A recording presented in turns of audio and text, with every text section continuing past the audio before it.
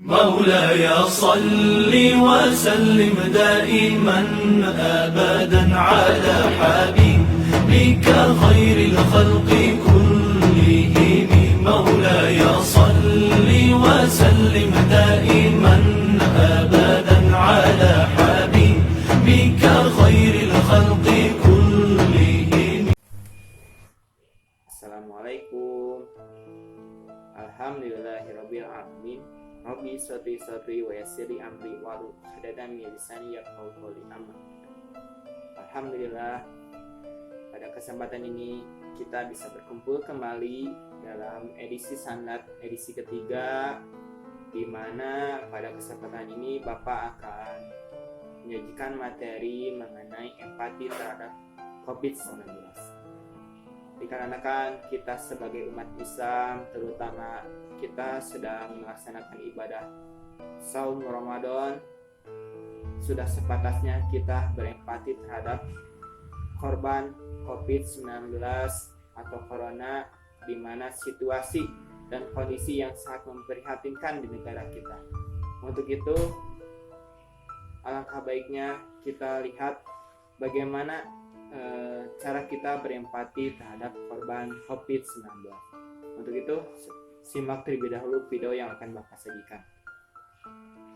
Cek itu.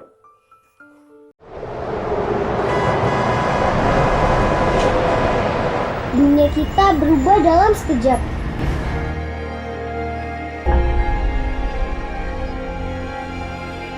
Ke arah yang tidak pernah kita lihat sebelumnya.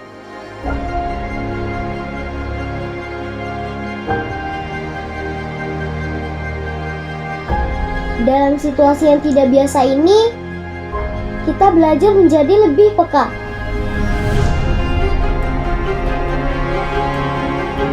Dari rumah, kita bisa melihat perubahan di sekitar kita. Tapi, cobalah untuk melihat lebih luas. Sekarang, langit menjadi lebih biru, udara lebih segar, kupu-kupu dan capung pun kini kembali ke kota.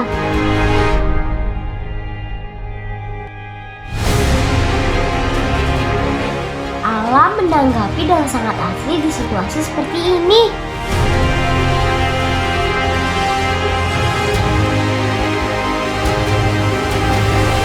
Lalu, bagaimana dengan kita sebagai manusia yang berbangsa?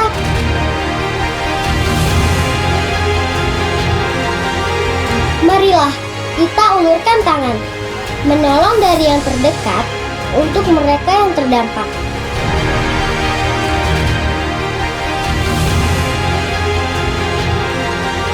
Yakinlah, dengan bergotong royong dan saling bergandengan tangan, beban berat akan terasa lebih ringan.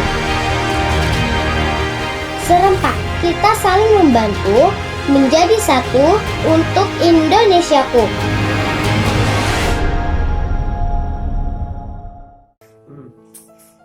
Gimana videonya, cukup menarik bukan? Mudah-mudahan kalian bisa mengambil hikmah dari video tersebut. Selanjutnya, Bapak akan menayangkan video-video mengenai sikap intoleran atau tidak toleransi terhadap korban COVID-19. Begitu, marilah kita saksikan terlebih dahulu video yang akan Bapak tayangkan. Cek itu. Ya Allah, ya Rabbi, ya Rahman, ya Rahim, aya penolakan abdi ya. Kumaha ya Allah, ya Rabbi.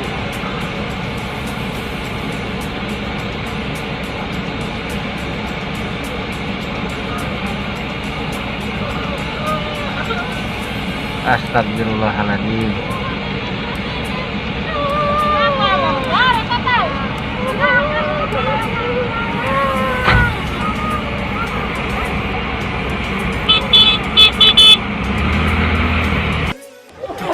Salah, hoi. Kemana?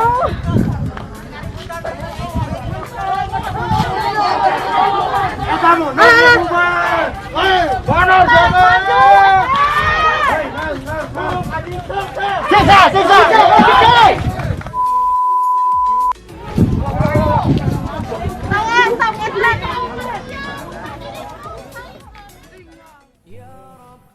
Oke anak-anak, langsung saja kita masuk ke materi bagaimana cara kita berempati terhadap korban COVID-19. Begitu, tetap kalian pahami dan pelajari mengenai materi yang akan Bapak sampaikan. Bismillahirrahmanirrahim. Baiklah anak-anakku sekalian, pada kesempatan Sanlat kali ini, edisi ketiga, Bapak akan menyampaikan materi tentang cara berempati terhadap korban COVID-19.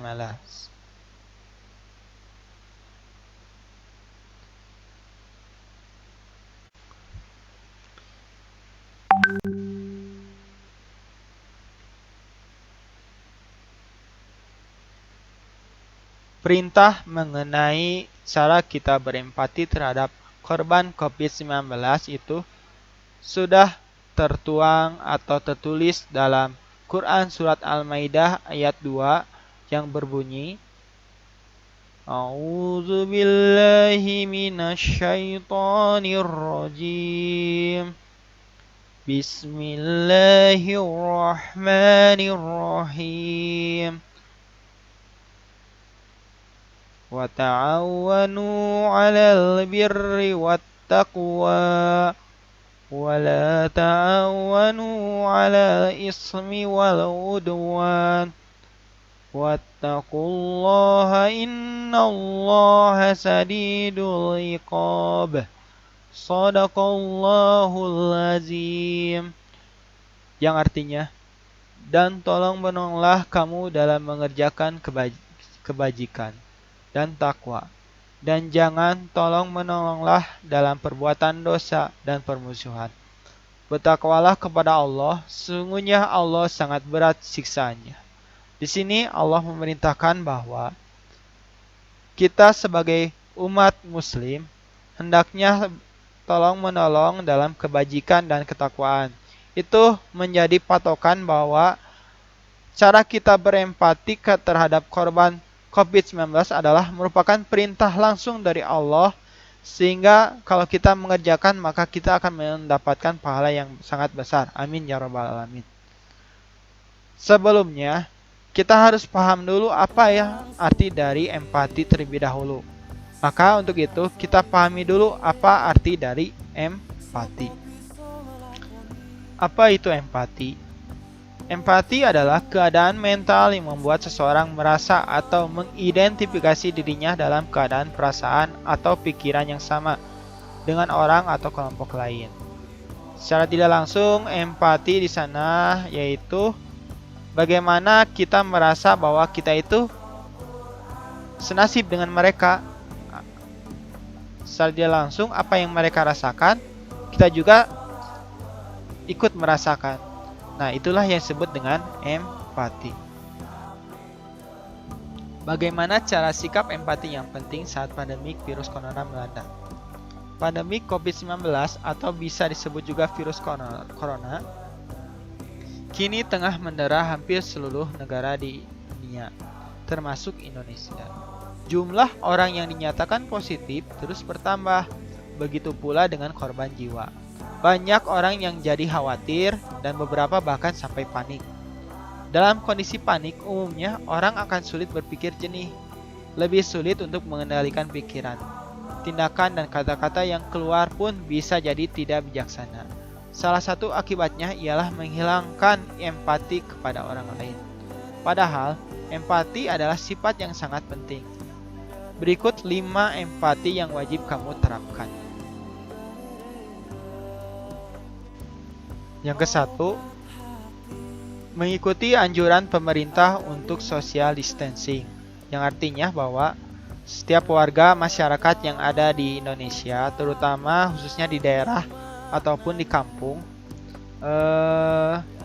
sebaiknya kita itu berdiam diri di rumah kalau tidak ada pekerjaan ataupun keadaan darurat apapun, sehingga social distancing pun bisa terlaksanakan, karena manfaatnya itu secara tidak langsung itu dapat memutus rantai virus tersebut, sehingga lambat laun angka mengenai pasien positif COVID-19 pun akan berkurang. Maka sebaiknya kita pun ikut menggemborkan mengenai program social distancing kepada seluruh masyarakat yang ada di lingkungan masing-masing. Yang kedua, jangan nyinyir pada mereka yang memang harus pergi keluar rumah. Dikarenakan kita itu mungkin sedang melaksanakan social distancing, otomatis apabila ada warga atau masyarakat salah satunya yang harus pergi ke rumah, itu secara langsung kita ya sendiri merasa heran kenapa orang tersebut bisa keluar rumah. Itu dikarenakan mungkin orang tersebut sedang dalam keadaan yang mendesak untuk bisa keluar rumah. Ataupun mungkin ada salah satu pekerjaan yang tidak bisa misalkan ditinggalkan dan tidak bisa dikerjakan di rumah, otomatis harus pergi keluar rumah. Atau juga misalkan banyaknya masyarakat atau orang yang sengaja pergi keluar rumah dengan harus misalkan orang tersebut itu sengaja pergi ke rumah, sehingga secara tidak langsung kita sendiri harus bisa mengurangi itu ya, atau juga tidak mencontoh kepada orang yang secara sengaja pergi ke rumah tanpa ada misalkan hal mendesak ataupun pekerjaan yang diharuskan untuk kerjanya di luar rumah. Misalnya contohnya mungkin perawat ataupun dokter ataupun pihak-pihak yang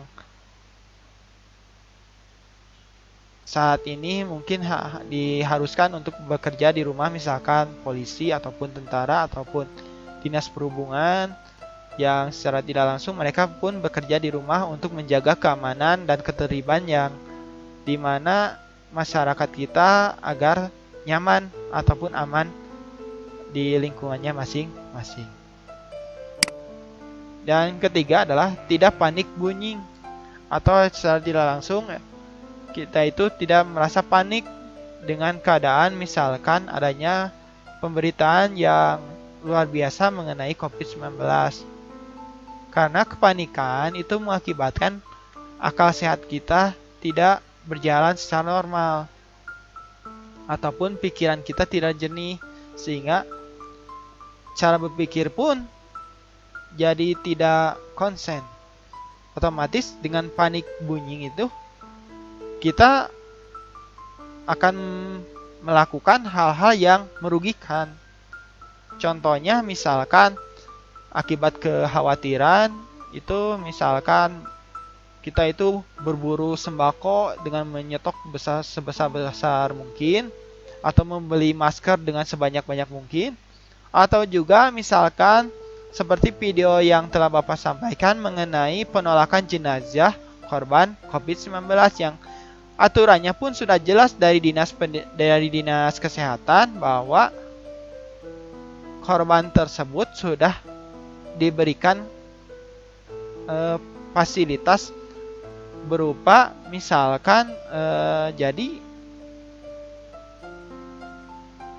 jenazah tersebut tidak mungkin bisa menularkan karena sudah diantisipasi oleh dinas tersebut.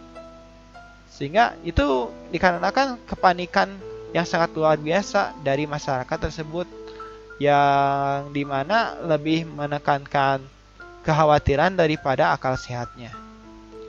Yang keempat, menghindari candaan soal virus corona. Itu dapat termuat dalam berita-berita hoax yang ada termuat dalam media sosial, misalkan WhatsApp ataupun Facebook, yang cenderung menggiring opini kepada masyarakat bahwa hal tersebut menjadi fakta, sedangkan itu merupakan berita hoax. Sehingga masyarakat menjadi banyak khawatir dikarenakan banyaknya berita-berita yang bohong. Untuk itu, kita harus menghindari candaan soal virus corona tersebut di media sosial. Apalagi banyak sekali sekarang, contohnya di YouTube ataupun di medsos itu mengenai candaan-candaan soal virus corona yang secara tidak langsung itu buat apa gitu ya melakukan hal seperti itu. Sepatutnya kita sendiri ya harus menghindari candaan tersebut karena itu dapat membuat kekhawatiran yang sangat besar di lingkungan masyarakat.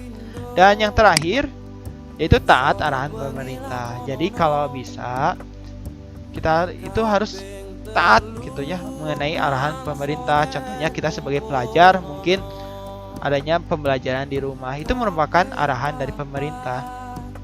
Ya. Secara tidak langsung kita mungkin dari penjadwalan tanggal masuk untuk sekolah terus ditambah mengenai pembelajaran di rumah dikarenakan kondisi di lingkungan kita masih riskan untuk mengadakan sekolah ya. Sehingga pemerintah pun memberikan aturan kepada sekolah untuk terus memantau siswa untuk belajar di rumah. Maka secara tidak langsung kita harus taat kepada arahan pemerintah. Mungkin sekian mengenai tahapan-tahapan atau cara kita berempati terhadap korban COVID-19. Untuk selanjutnya mohon kita kedepannya untuk selalu menjunjung tinggi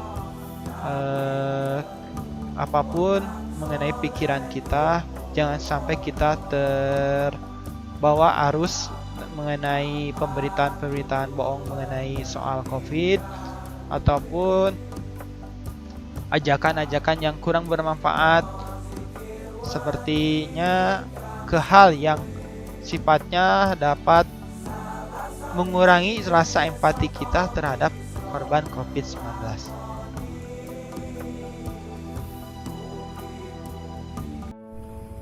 Oke, untuk materi kali ini telah selesai. Mohon maaf apabila ada kesalahan baik tutur kata maupun ucapan dari Bapak.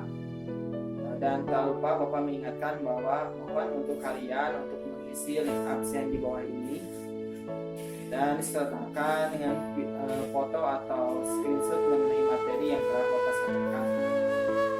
Akhir kata, wabillahi taufiq wal hidayah. Wassalamualaikum warahmatullahi wabarakatuh.